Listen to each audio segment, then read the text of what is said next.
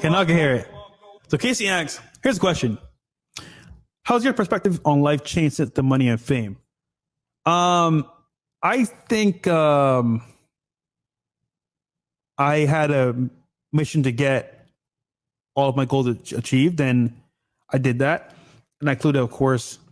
Well, you know what? Let's go through a deep dive of my actual um. I know I'm not promoting drugs, you dumbass. I'm not promoting drugs. Hold on. Let's do a deep dive between my Instagram, and I'll show you guys what I mean by all my goals, right? Because obviously speaking, I can show you pictures, of course, of what I was talking about.